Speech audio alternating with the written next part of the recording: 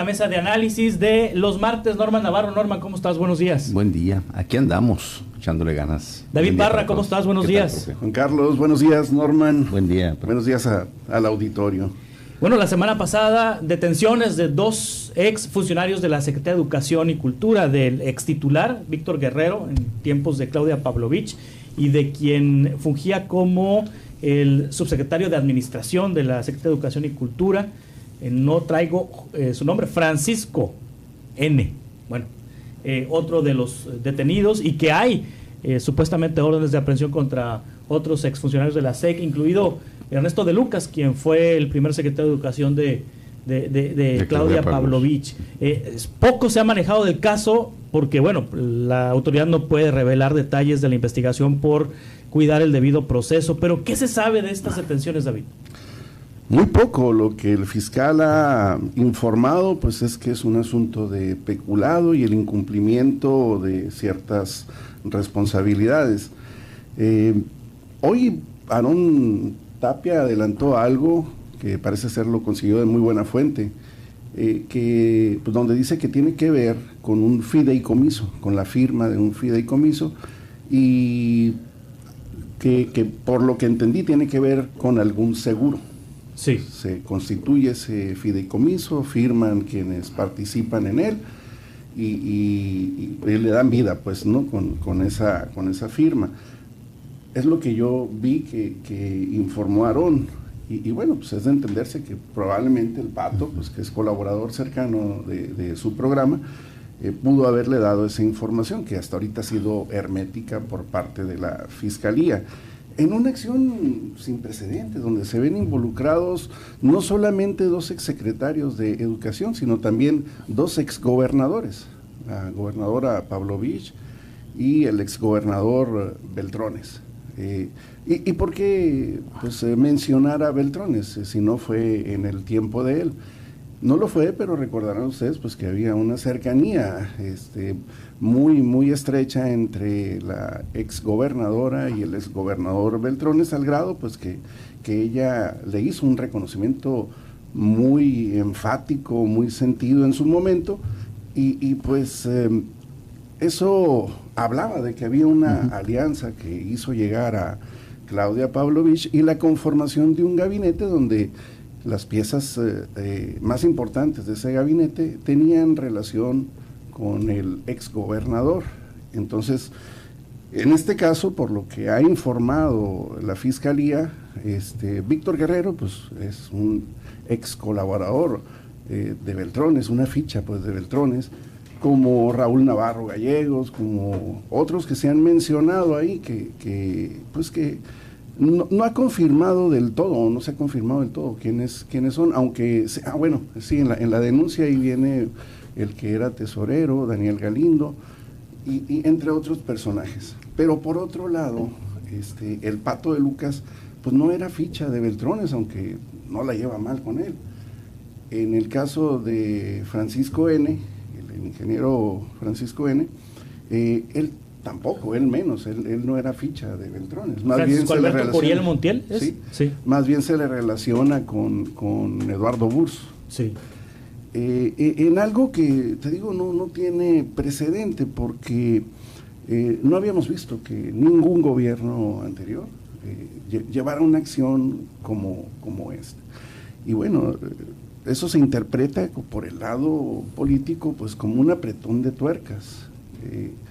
El activismo que Beltrones ha desplegado en las últimas semanas a partir de su licencia, así lo consigna. También lo consigna el hecho de que por fin a Iván Jaimes le cancelaron su notaría, una petición que se dio por parte de no sé si el colegio completo de notarios o de aspirantes a ser notario, que señalaban que se había brincado la fila, pero como siempre había ocurrido, es decir, no fue algo diferente a la práctica común, aunque sí recuerdo que por finales del sexenio de Claudia Pavlovich, o al inicio de Durazo, uno de los dos, se reguló la manera, el concurso para acceder a una notaría, y creo que eso le pegó a ese nombramiento. Y bueno, visto desde ese ángulo, es probable que eso le dé el banderazo de salida al proceso electoral o a la antesala del proceso electoral, donde pues se empiezan a acomodar las estrategias de los bandos en cuestión, de los partidos o de los personajes, y el gobernador decide, digo, esa es una conjetura, dar un golpe en la mesa y decir, a ver, tampoco tiene precedente que un exgobernador tenga tanto activismo y protagonismo, así sea senador de la República, en un gobierno, pues ¿Y lo tiene realmente? No me parece que tenga tanto protagonismo Beltrones en este momento. Me parece que el protagonismo lo encarna en el sentido de que es quien realmente representa al PRI en Sonora, como sí, que le da vida, digámoslo así. La votación de Beltrones no fue menor, fue una votación bastante numerosa, que le da cierta, bastante presencia como para poder mover fichas. Sí. Luego entonces, pues, es de entenderse o es de poder presumir que de alguna manera eso tenga algo que ver y que se concatena con tiempos. Por ejemplo, estamos en el arranque del ciclo escolar, y cómo arranca este ciclo, pues poniendo en esta situación a 2 exsecretarios de Educación, por cierto, uno de ellos pues con bastante proyección también, y que manifestó incluso buscar la candidatura de MC para la gubernatura, o por lo menos se le mencionó.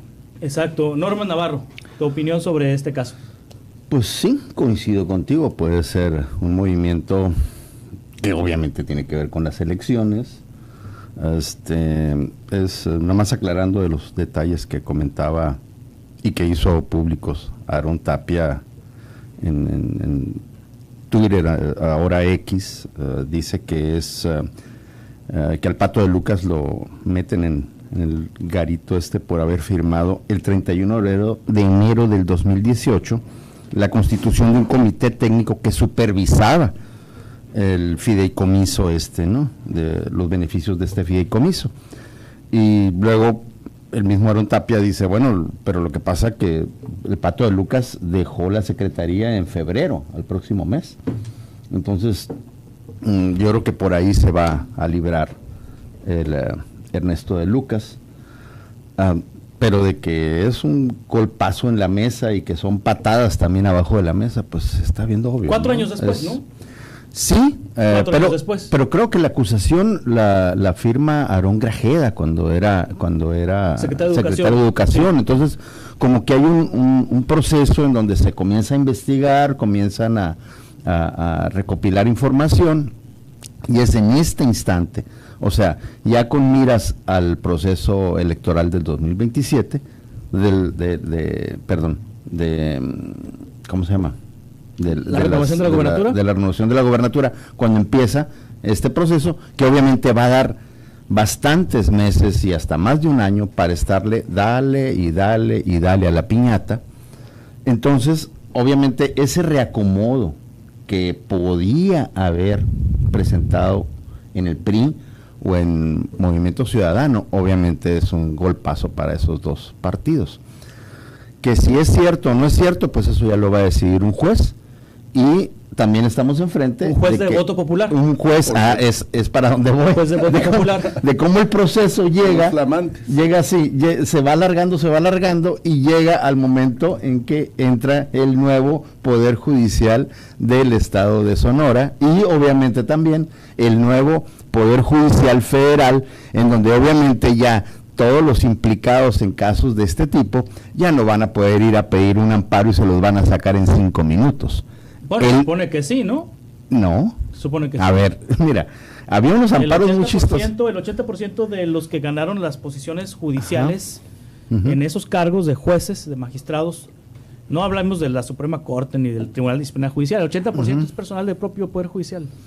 Por eso. O sea, ya estaban ahí, pues. Pero ya tienes encima a un órgano que va a estar vigilando que hagas las cosas correctamente. Sí. Entonces no va a ser igual. Pero la justicia federal históricamente ha corregido los excesos de las justicias locales. Por eso. Mediante ese tipo de figuras, ¿no? A ver, ¿Cuántos narcotraficantes teníamos en espera? No, pero hablando de temas de persecución política, no hablemos de narco, hablemos de temas de persecución política. Me voy muy sencillo, vámonos al narco. ¿Cuántas décadas tenían narcotraficantes esperando ser extraditados a los Estados Unidos? Y era amparo sobre amparo sobre amparo. Es el mismo caso de, si no nos vamos a cuestiones de narcotráfico, vámonos a cuestiones de impuestos.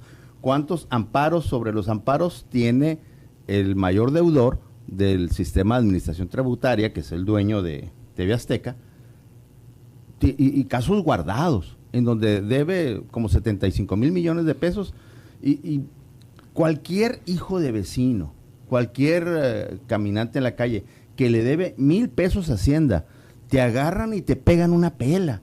A Electra. O que te deben, no, pues ya es del otro lado.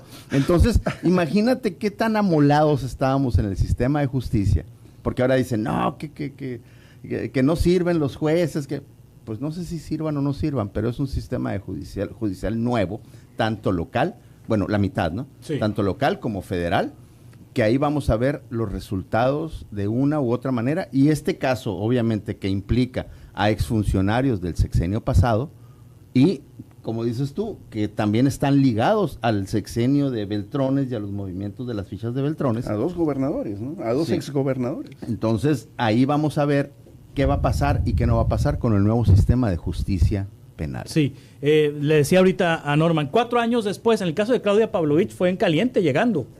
Fue en caliente, fíjate. ¿Qué te puedo decir? Contra los padrecistas. Exactamente, se fueron con todo cuando venía la línea precisamente desde la federación. El pleito fue con Peña Nieto, con Osorio Chong, con aquellos personajes que con los que Padres pues simplemente no quiso aceptar, cancelar el acueducto de Independencia, y pues se le vino el mundo encima. Y a Claudia Pavlovich le tocó... Que el acueducto también era idea original de Mario Fabio Beltrones, debo de recordar.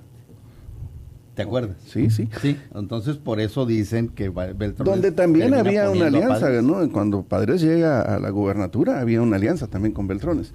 Entonces, pues no es de extrañar que esos proyectos cobraran vida. Claro. Y también el gabinete de Padres tuvo bastante mano de Beltrones en su momento. Pues vaya, era quien decidía. Pero dicen que eran del PAN. Que ahora, fíjate, esto te plantea una interrogante. Bueno, respondiendo primero a la pregunta de Juan, a diferencia de lo que ocurrió con Pavlovich y el gobierno de Padres, en el caso de Alfonso Durazo, que en la campaña fue insistente en señalar que hubo varios malos manejos en el gobierno de Pavlovich y que pues iba a actuar en consecuencia. Lo dijo reiteradamente, se cuestionó mucho porque pues evidentemente quien intervino para que eso no ocurriera pues fue el presidente López Obrador. Le mojó la pólvora. Totalmente, pues, o bueno, pero ya se secó. Como suele decir, ¿no? Pues por un bien mayor, pues se dejó de lado. Claudia Pavlovich se pasa a la fila de Morena y pues como tantos otros gobernadores, pues se limpia cualquier situación que hubiera habido previa, en caso de que así fuera. Bueno, ¿en dónde termina esto? Pues termina en que finalmente sí sale uno de esos expedientes a lo que se ha interpretado en la generalidad como un calambrazo, como una manera de poner orden, decir aquí mando yo, no se me confundan, no se me aceleren y la voz principal es la mía. Eso no es nuevo, esa regla la saben todos los exgobernadores y la comparten tanto Manlio Fabio Beltrones como el propio Alfonso Durazo, porque vienen de donde mismo, porque fueron formados bajo la misma... El mismo sistema priista, y eso está tan vigente como siempre. Entonces, cuando viene esta situación, pues se trastoca todo lo que habíamos entendido como ir por la libre, y coincide justamente pues con la toma de protesta del nuevo sistema de justicia judicial, que pues prácticamente es un mensaje de que pues en México las cosas no cambian, solo se transforman y terminan en lo mismo, porque no es nuevo, pues. Todo esto que estamos viviendo ahorita, la narrativa, la romantización de que la Suprema Corte saliente era lo mejor, o la romantización de que ahora el pueblo puso a los nuevos juzgadores, no es más que el ritual de lo mismo. No va a mejorar el sistema de justicia con esto, o yo no entiendo en qué sentido va a mejorar.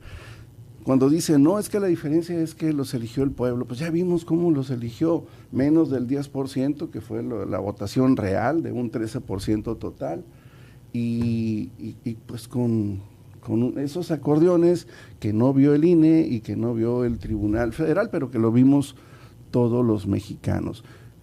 Bajo ese esquema, pues este expediente parece que va a circular, a menos que el día de hoy, en esta audiencia que van a tener los implicados, pues resulte que no hay materia suficiente para darle curso al expediente. Sí, pues hoy es la audiencia, justamente esta día es la audiencia la audiencia de vinculación contra José Víctor y Francisco, exfuncionarios de la SEC, acusados de peculado e incumplimiento de un deber legal. Ambos se encuentran bajo prisión preventiva justificada y bueno, hoy será la audiencia, veremos qué decisión toma el juez que reciba este caso, Norma.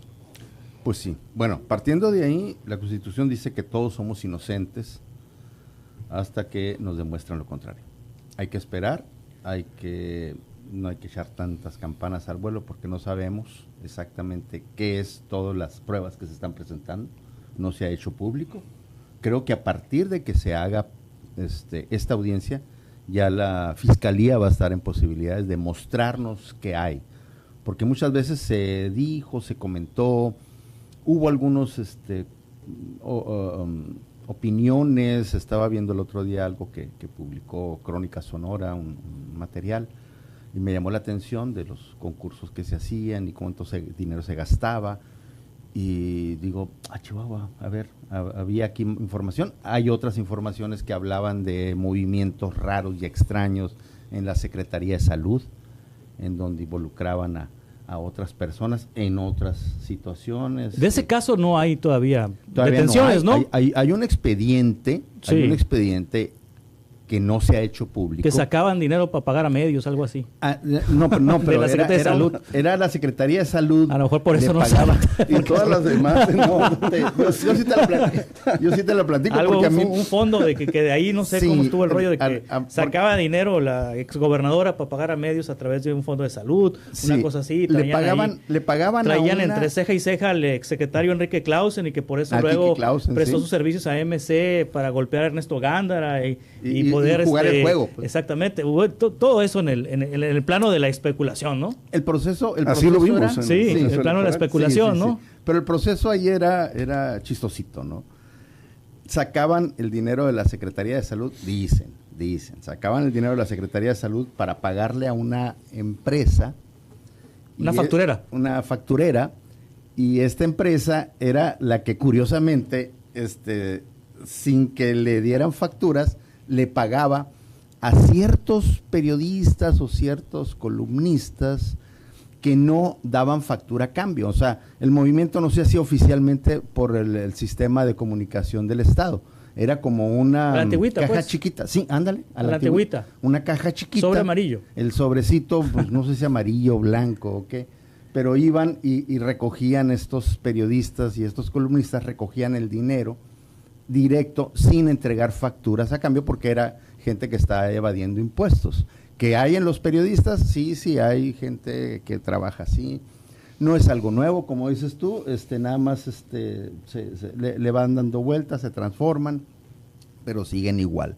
Entonces, les pagaban, salía el dinero, pero obviamente ese expediente también está guardado, como hay otros tantos expedientes que también están ahí guardados y que posiblemente en los próximos meses comiencen a ver la luz. Si es que desde Palenque no viene alguna orden en otro sentido, ¿no? Normalmente no ocurre en otro tal sentido. Cosa, ¿no? Sí, exacto. O sea, bueno, también lo dices correctamente, porque pues Digo, escuchaba ayer a Rubén Aguilar que decía que fue el 7º informe de López Obrador, el de ayer. De alguna manera se siente eso en el ambiente. Es decir, todo lo que no pudo conseguir en sus 6 años de gobierno López Obrador se le concretó en el 7º año. Se puede entender así, porque todas estas, no sé si fueron 19 leyes, la gran mayoría de estas iniciativas, pues venían del sexenio anterior. Entonces consolidó, digámoslo así, en el 7º año lo que no pudo conseguir en 6 años, que los pudo haber conseguido mucho de esto en los primeros 3, pero no quiso por alguna razón, se confió de que la maquinaria iba a poder, sí tenían mayoría en la primera legislatura morenista, y pues por alguna razón se postergó, y cuando quisieron hacerlo pues ya no se pudo.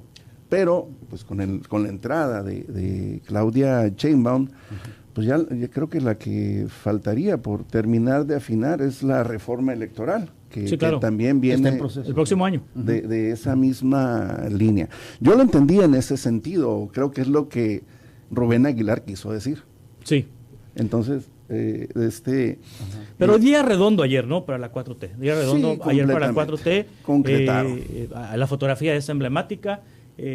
Los 3 poderes de la Unión, el Poder Ejecutivo con la presidenta Claudia Sheinbaum de Morena, el Poder Legislativo representado por Sergio Gutiérrez de la Cámara de Diputados y Laura Itzel Castillo de la Cámara de Senadores, ambos de Morena, y Hugo Aguilar Ortiz, titular del Poder Judicial, ahora exfuncionario de la administración de López Obrador. La reconciliación con el Poder Judicial.